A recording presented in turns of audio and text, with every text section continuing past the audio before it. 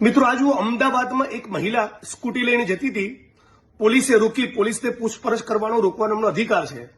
આ દરમિયાન બેને પૂછ્યું કે તમે કોણ છો, એટલે પોલીસ કર્મચારીએ કહ્યું આ મારું આઈ કાર્ડ। પોલીસ કર્મચારીનું આઈ કાર્ડ બેનના હાથમાંથી પડી ગયું તો બેનની સાથે કેવું બદતમીજી ભર્યું વર્તન કર્યું અને બેનને કેવી મારી છે, બધા તમે વિડીયો જોઈ શકો છો।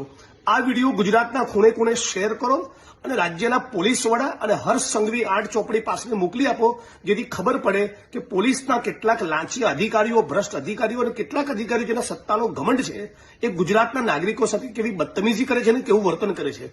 આપણે બધા સાથે મળીને માંગણી કરીએ કે આ પોલીસ કર્મચારીની સામે ગુનો દાખલ થવો જોઈએ અને જે પોલીસ સ્ટેશનના હદ વિસ્તારમાં ઘટના બની છે એ જ પોલીસ સ્ટેશનના લોકઅપમાં આ પોલીસ કર્મચારીને રાખવામાં આવે।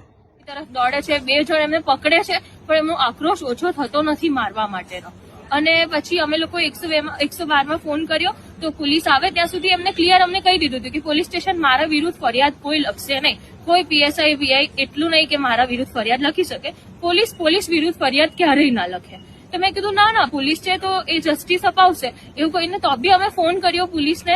અમે અહીંયા આયા, અમે 6:30 પોણા 7 ના અહીંયા આયા છે, પણ હજી સુધી અમારી કોઈ ફરિયાદ લખાઈ નથી। પીઆઈ સાહેબ એવું કે છે, પીએસઆઈ સાહેબ બી ચોખ્ખી ના પાડી દીધી, એનો પણ વિડીયો છે, એમને ક્લિયર ના પાડી ક્રિશ્ચિયન સાહેબે કે અહીંયા હું ફરિયાદ નહીં લખી શકું પોલીસ વાળાની। અહીંયા પીઆઈ મેડમે મને એકલી બોલાવીને બી ખખડાઈ કે પોલીસ દિવસ રાત મહેનત કરતી હોય છે, તમે સમાધાન કરી લો। એમને બહુ જ ખખડાયું કે દિવસમાં એમને તમારા જેવા કેટલા લોકો મળે, ક્યારેક આવું થઈ જાય, આવું ચોખ્ખું એ બેને જોરથી લડીને પણ મને ખખડાયું। અને પછી અમે અત્યારે હારીને અહીંયા બહાર ઉભા છીએ કે અમે પોલીસ અમારી